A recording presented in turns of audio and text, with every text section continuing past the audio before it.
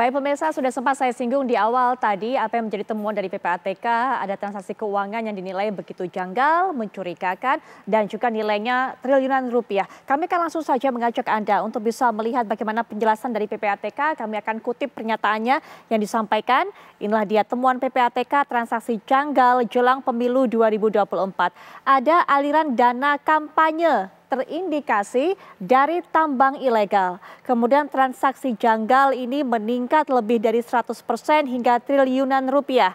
Kemudian juga transaksi pada rekening khusus dana kampanye atau RKDK cenderung datar, transaksi banyak terjadi di luar RKDK. Dan transaksi mencurigakan melibatkan ribuan nama dan partai politik. RKDK disebutkan cenderung tidak bergerak sehingga kemudian untuk mendanai kampanye ini, PPATK bertanya menggunakan dana apa, dan ditengarai dalam temuannya juga transaksi terjadi di luar RKDK. Bagaimana kemudian penyelesaiannya, apa yang harus dilakukan? Sejauh ini memang pihak dari PPATK telah melaporkan kepada Bawaslu dan kabarnya juga nanti rencananya pekan depan akan dibuka kepada masyarakat, kepada publik mengenai hasil pemeriksaan ini dan juga pendalaman ini. Kita juga akan mengetahui sebenarnya bagaimana alur dari transaksi yang mencurigakan ini berdasarkan temuan PPATK. Kami bawa Anda nanti untuk bisa mendengarkan langsung sambil kembali kami ajak Anda. Setidaknya kami sajikan 4 poin dari apa yang disampaikan oleh PPATK mengenai temuan transaksi mencurigakan diduga, sekali lagi masih diduga, ini mengalir ke partai-partai politik dan juga digunakan untuk dana kampanye menjelang pemilu 2024. Di situ poin terakhir kami juga sampaikan diduga juga melibatkan ribuan nama dan partai politik. Bagaimana sikap partai-partai politik juga menanggapi hal ini? Nanti kita akan dengarkan bersama sambil kami juga akan perkenalkan kepada Anda narasumber yang akan berbincang dalam diskusi kami pada malam hari ini.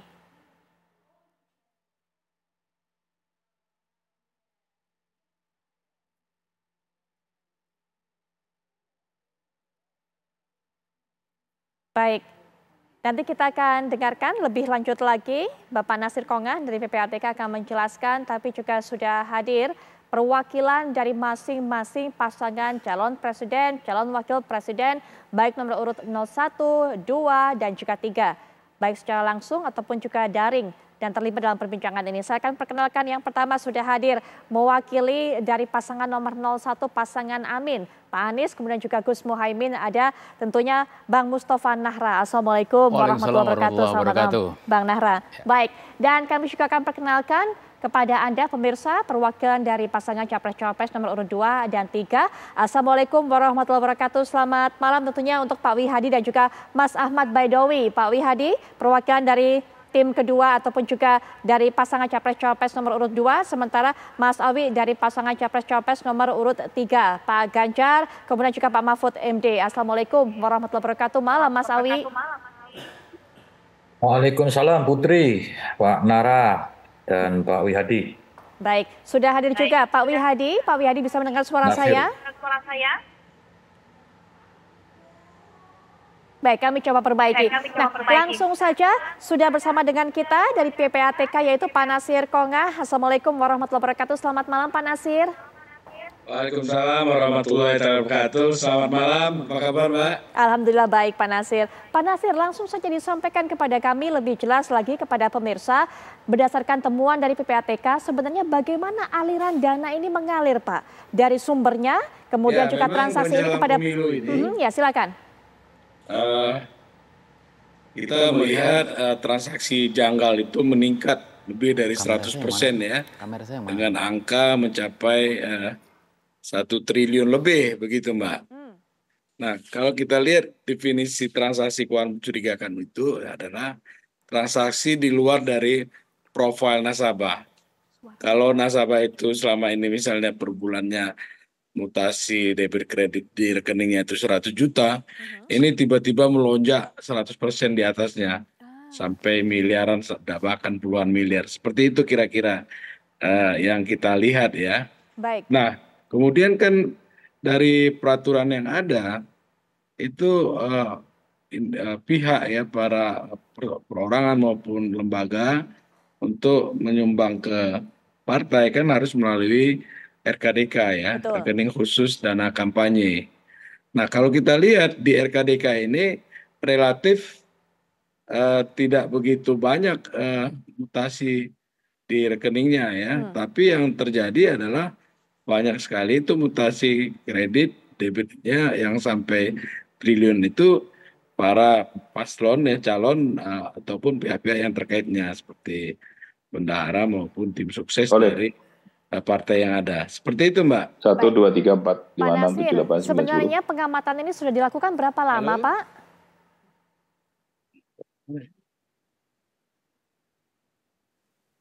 Pak Nasir bisa mendengar suara saya, Pak Nasir? HP-nya terputus teleponnya, Mbak. Baik, sekarang sudah bisa mendengar Pak Nasir? Nggak bisa dihubungi lagi. Oke. Baik, sepertinya masih ada kendala, nanti kita akan perdalam lagi. Sebenarnya temuan apa yang didapatkan oleh PPATK, tapi Bang Nahra bagaimana kemudian menyikapi hal ini? Sebentar, Bang Nahra. Pak Nasir, sudah bisa kembali mendengarkan suara saya? Baik, kami masih coba perbaiki. Tapi Bang Nahra, bagaimana kemudian melihat temuan-temuan seperti ini mencurigakan dan kabarnya juga masih diduga semuanya. Ini mengalir ke banyak partai. Ya memang pemilu itu adalah salah satu pintu, ya istilahnya itu pintu korupsinya memang salah satu dari partai politik ya. Dan itu sudah rahasia umum, apalagi mendekati pemilu. Sebenarnya KPU sudah mengatur dengan sangat rapi sekali, misalkan setiap uang yang bantuan dari luar, kan setiap orang hanya bisa membantu 2,5 miliar, tapi kalau korporasi bisa 25 miliar. Itu harus masuk ke rekening RKDK dulu, tidak boleh langsung kepake. Betul. Tapi di antara 3 paslon ini, sebenarnya dari awal sudah ketahuan siapa yang jor-joran, siapa yang kekurangan duit, siapa yang APK-nya nggak ada, itu sudah ketahuan dari awal. Dari mananya ketahuannya, Bang Nahra? Ini, jadi di antara 3 paslon ini ada 2 lainnya yang mereka takut kalah, sepertinya ya. Maka dari awal itu kan ada yang misalnya ya, udah jauh hari udah mengangkut apa namanya itu, baliho, spanduk, pakai truk, ada yang pakai plat merah segala. Kemudian ada perusakan-perusakan terhadap paslon nomor 1 misalkan, ini sering terjadi nomor 1 itu.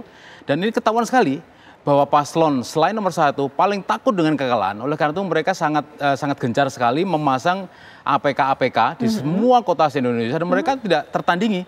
Anda kalau Mbak Ayu, kalau Mbak Putri kalau melihat paslon nomor 1, APK-nya nggak banyak, nggak ada, bahkan nggak ada. Kalaupun ada, itu paling umurnya semalam, besok pagi sudah nggak ada. Di Sumatera Utara itu baru dipasang berapa jam, tahu-tahu sudah menumpuk di sebuah hutan. Ini yang menimpa paslon nomor 1. Ya. Saya nggak tahu ini penyebabnya apa, tetapi paslon nomor 1 nggak memiliki beban apapun, beban masa lalu yang mereka katakanlah Pak Anies dan Muhaimin itu nggak punya beban bahwa mereka takut kalah. Nggak ada, karena ini kan memang betul-betul murni berdua, ini kan masih pertama ikut ya untuk Pilpres. Anda menyebutkan artinya untuk pasangan lainnya nomor 2 dan 3 ada yang janggal dan berlebihan soal pemasangan APK. Ya, memang betul, tidak wajar menurut Anda? 10% memang tidak wajar, dari awal tidak wajar. Karena jumlahnya?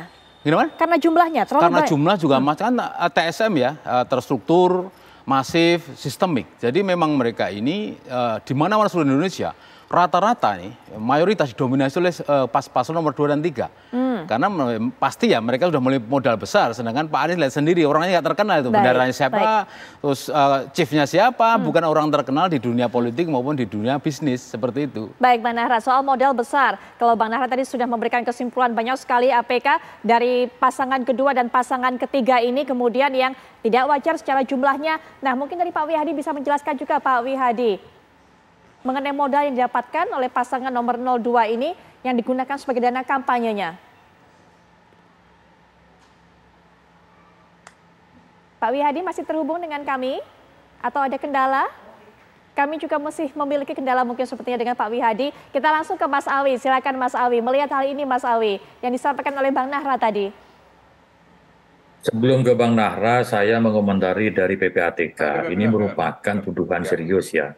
Apalagi yang nomor 4 itu disebutkan bahwa transaksi banyak melibatkan peserta pemilu, nama dan juga partai politik. Nah, kalau ini dibiarkan menjadi rumors, itu malah tuduhannya kemana-mana seperti yang disampaikan Nahra tadi itu. Jadi memang harus gamblang jelas siapa oknumnya dan siapa partai politiknya. Yang berikutnya, apa yang disampaikan Nahra tidak sepenuhnya benar. Kenapa? Misalkan APK-nya Ganjar Mahfud itu di beberapa tempat itu juga dirobohkan, bahkan ditarik. Terakhir di Banten ada 70-80 APK-nya Ganjar Mahfud itu hilang ketika Pak Mahfud mau datang. Kita tidak menuduh siapa-siapa, tetapi kan ini praktek demokrasi yang tidak sehat. Kalau dikatakan balihonya Amin kurang, cobalah datang misalkan ke beberapa daerah pemilihan di Jawa Timur itu juga marak balihonya Amin. Tapi kan kita tidak mau mengatakan tuduhan bahwa transaksi mencurigakan itu ada di Amin. Bukan begitu. Karena apa? Dalam pemilu ini, selain pasangan calon, ada juga kader-kader partai yang maju sebagai calon anggota legislatif yang juga dibebankan untuk mengkampanyekan calon presidennya. Toh dalam Undang-Undang 7 tahun 2017 maupun PKPU bahwa batasan seseorang itu untuk menyumbang itu 2,5 miliar. Nah, kalau memang satu orang aja nyumbang 1 miliar itu sudah dapat baliho bejibun gitu. Apalagi ada perusahaan yang 25 miliar. Nah, kembali konteksnya terhadap temuan PPATK, selama itu tidak sesuai ketentuan hukum, artinya sumbangannya misalkan perorangan melebihi dari 2,5 miliar, perusahaan melebihi dari 25 miliar, yaitu namanya melanggar ketentuan perundang-undangan sehingga wajib ditindaklanjuti gitu. Jadi saya kira rumor apapun temuan-temuan dari PPATK itu jangan hanya menjadi konsumsi publik yang arahnya nanti malah menjadi fitnah kemana-mana. Lebih baik terang benderangkan saja siapa itu, namanya siapa, dan tindakannya nanti seperti apa, mencurigakannya seperti apa. Saya kira itu lebih fair daripada menjadi bahan kecurigaan satu sama lain. Baik, supaya fair dikelirkan harusnya ini siapa saja yang kemudian disebutkan atau ditengarai menerima dana-dana seperti ini. Itu permintaan dari perwakilan dari pasangan 03 Mas Awi. Dari Pak Wihadi bagaimana? Pak Wihadi, mohon maaf, sepertinya masih di mute. Ya, sepertinya apa yang disampaikan oleh PPATK ini kita mesti harus cermati. Karena bagaimanapun juga PPATK menyampaikan analisa daripada uang ini sebagai analisa, ini harus jelas juga bahwa siapa yang dituju oleh PPATK. Karena bagaimanapun juga kalau dari kami, Partai Gerindra, dari sejak awal, Partai Gerindra ini transparan dalam segala macam sumbangan ataupun keuangan. Dan saya kira di sini kita juga melihat bahwa seluruh kader yang ada di seluruh Indonesia itu mereka bergotong royong untuk melakukan kampanye ini. Jadi saya kira hal yang perlu disampaikan di sini adalah bahwa kalau memang ini ada sesuatu hal yang mencurigakan, seharusnya PPATK bicara dulu dengan lembaga-lembaga penegakan hukum. Jadi silakan saja, apakah kalau itu terkait yang disampaikan oleh Pak Nasir tadi mengenai masalah tambang-tambang liar. Tambang-tambang liar ini kan berarti ada suatu permasalahan dengan tambang liarnya. Nah itu kan mungkin bisa disampaikan juga bahwa ini kepada aparat penegak hukum.